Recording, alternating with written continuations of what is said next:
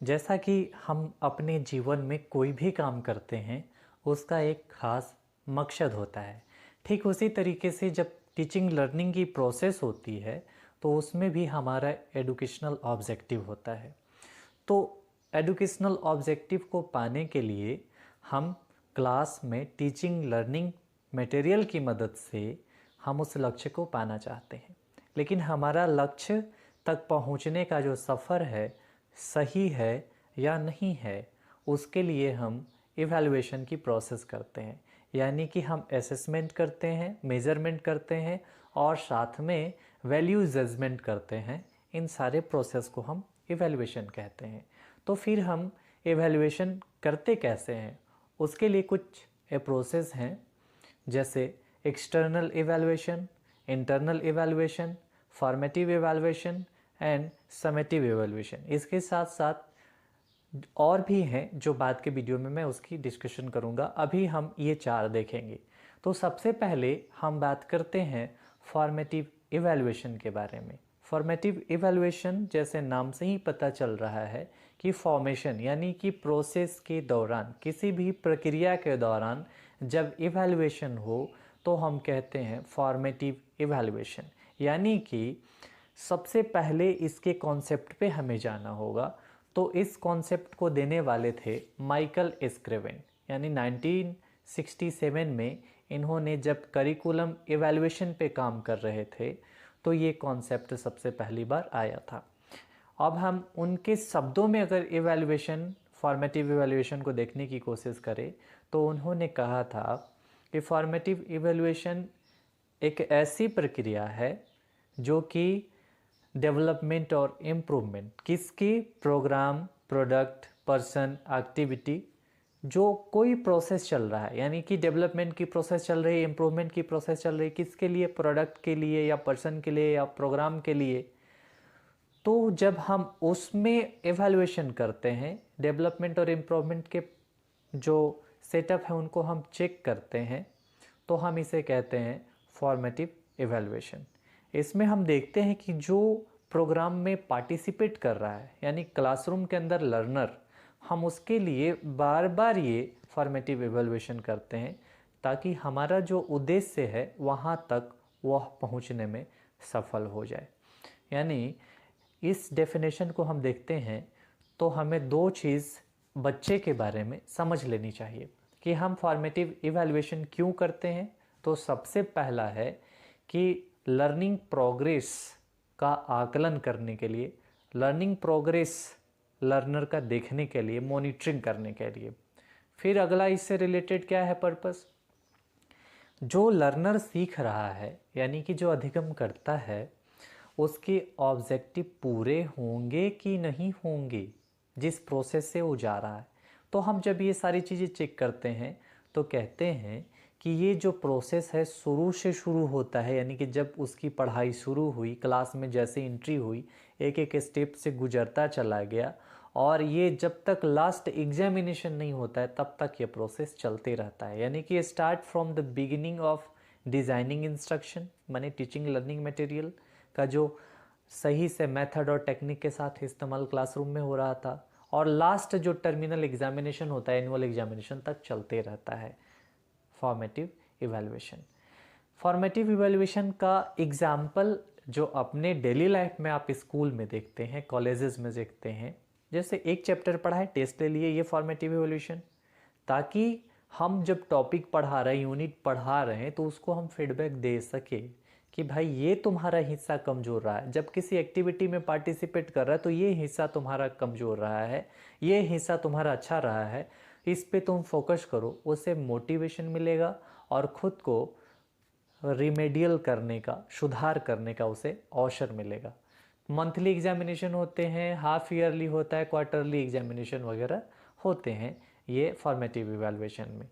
आप देखिए, to provide feedback to the teachers, मतलब कि टीचर्स को भी ये फीडबैक देता है कि भाई जो आप पढ़ा रहे हैं वो बच्चा के भेजा में जा रहा है या नहीं जा रहा है। ऐसा तो नहीं आप बक बक करके लिखा के आ गए, बच्चा कुछ समझा ही नहीं, तो फिर वो अच्छे से उसकी जो ऑब्जेक्टिव है अचीवमेंट नहीं होगी। इसलिए क्या है कि ये टीचर को भी फीडबैक देता है कि अपनी इफ़ेक्टिवनेस को बढ़ाइए आप।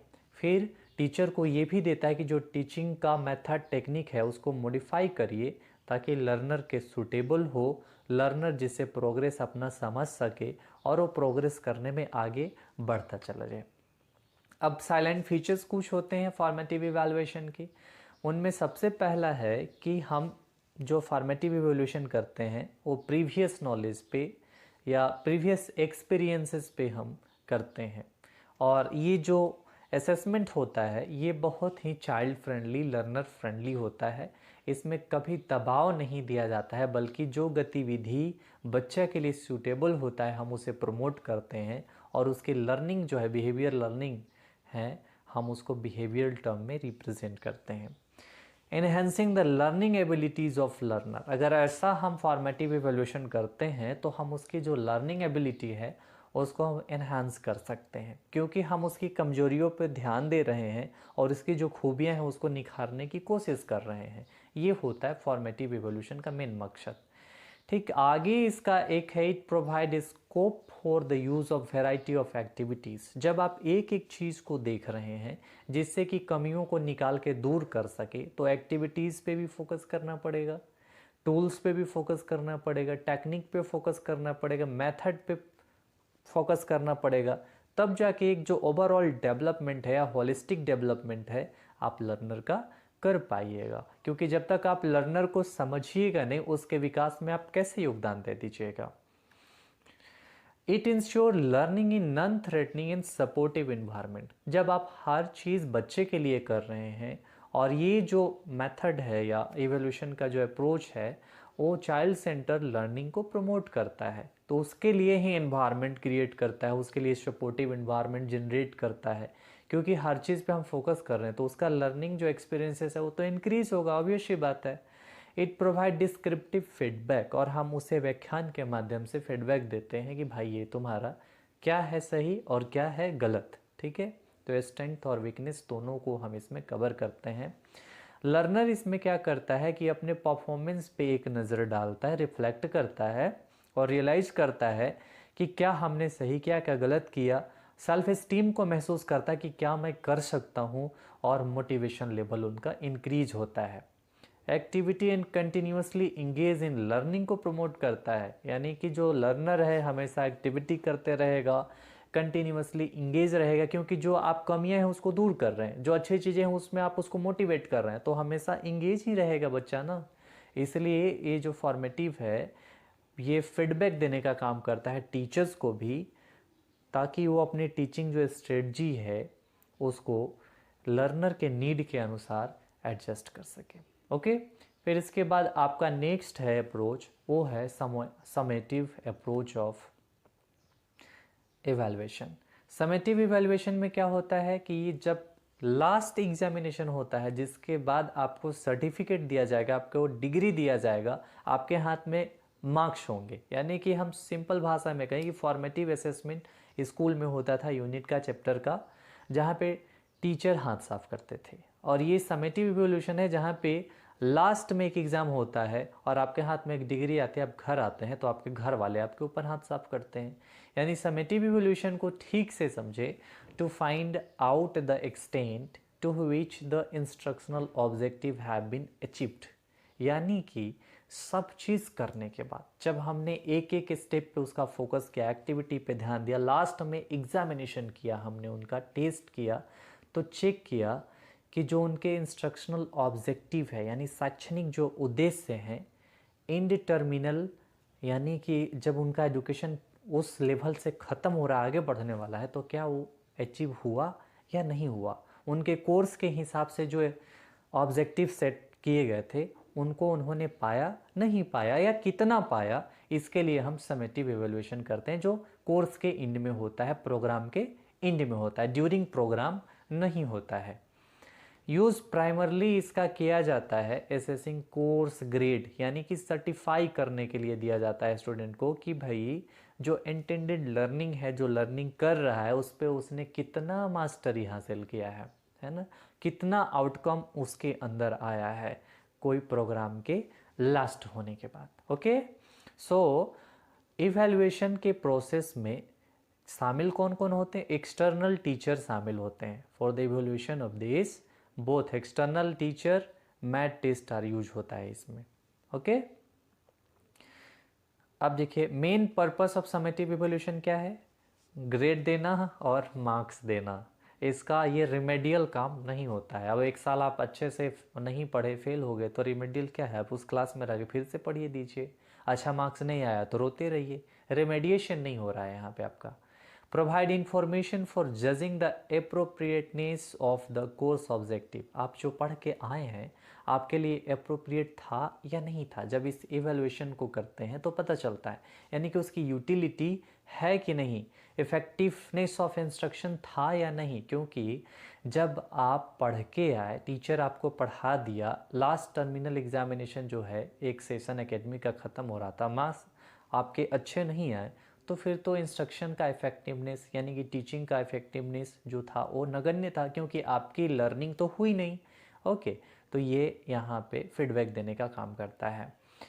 इट प्रोवाइड टर्मिनल फीडबैक, यानी सबसे लास्ट में देता है, टीचर को भी देता है और चिल्ड्रन को भी देता है। Redesign their teaching and learning accordingly, है ना। अब वो फेल हो गया तो अब कहाँ पे गलती किया था उसको सुधार करेगा।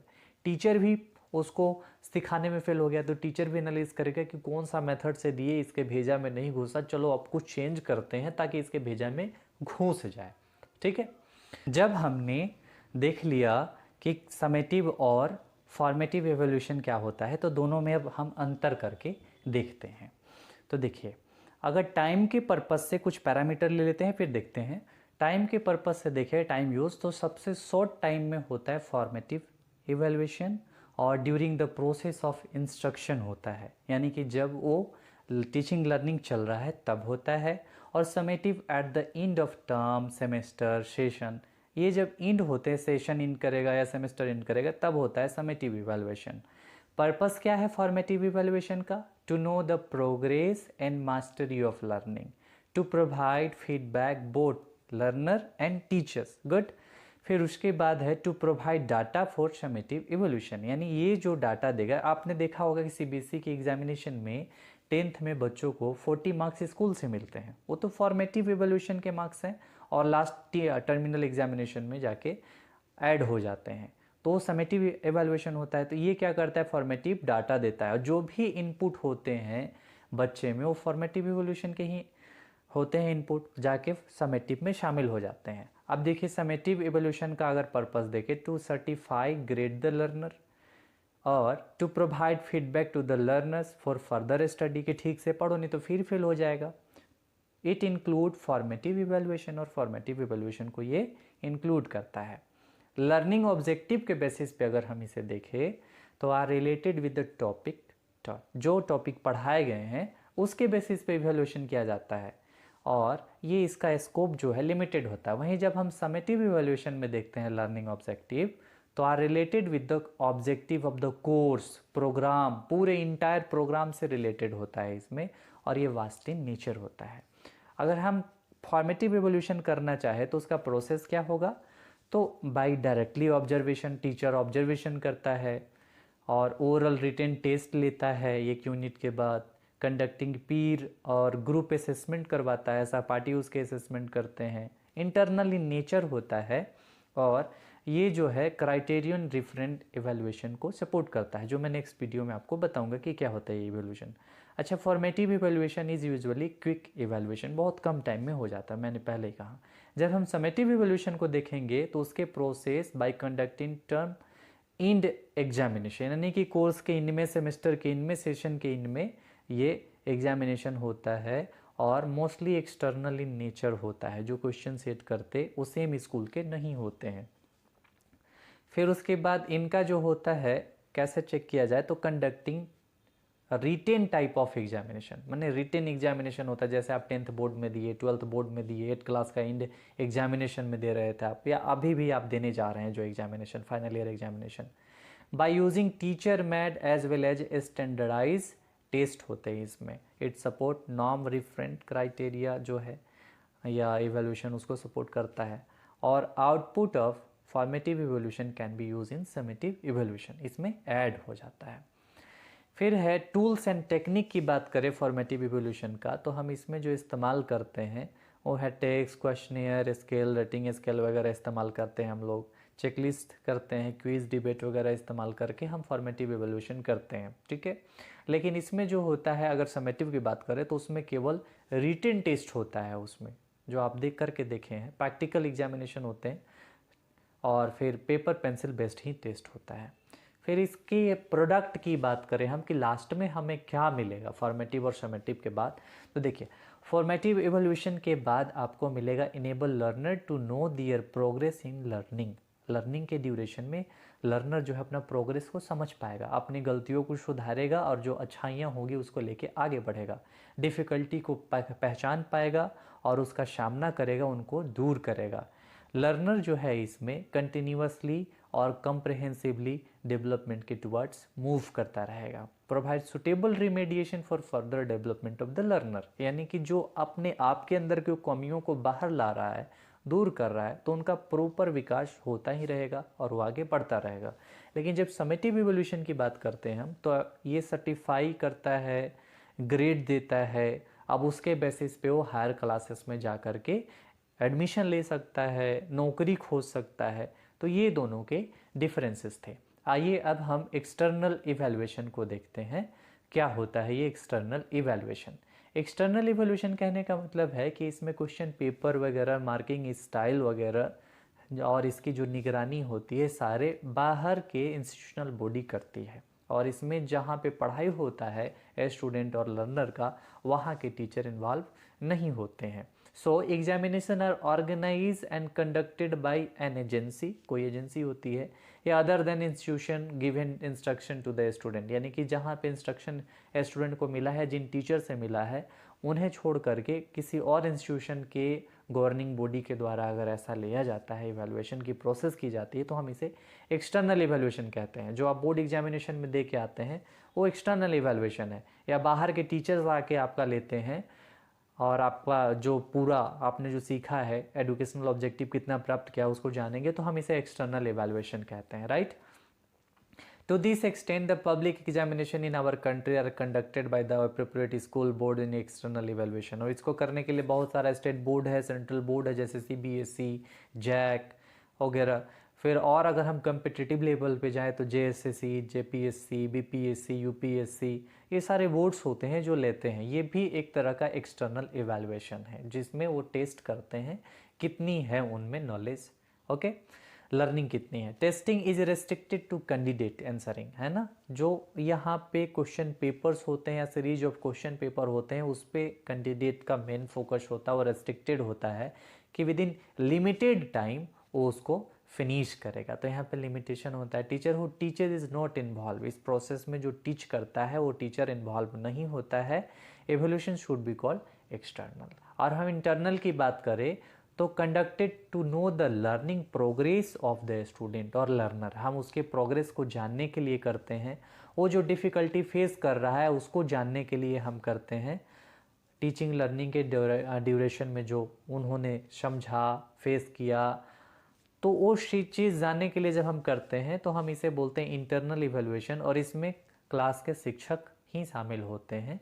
Internal evaluation is also provide a base for remedial teaching to the identified student. जो स्टूडेंट की कमियां हैं, अच्छाइयाँ, उनको सही से गाइड करना, प्रॉपर डायरेक्शन देना, इस इंटरनल इवैल्यूएशन के माध्यम से होता है। तो इसमें होता क्या है, it is conducted by observation, peer evaluation using portfolio, project, discussion, demonstration. Teacher के प्रेजेंस में होता है, टीचर इवैल्यूएशन करता है, या पीर रेटिंग होती है, पीर इवैल्यूएशन होता है, जिसमें सहपाठी इवैल्यूएशन करते हैं कि वो सीखा है या नहीं, ऑब्जेक्टिव उसे मिला है या नहीं। Evaluating the behaviour involvement of a student in the teaching learning activities of the class, यानी कि इसमें क्या इवैल्यूएटिंग होती है, इन्वॉल्वमेंट ऑफ ए स्टूडेंट की, कि वो कितना teaching learning activities of the class में कितना इफ़िशियंट है, ओके। फिर अगर हम इसको देखें तो setting of question paper by class teacher, इसमें जो क्वेश्चन पेपर सेट करते हैं क्लास टीचर होते हैं ऑफ दैट क्लास जिसमें वो पढ़ा रहे हैं।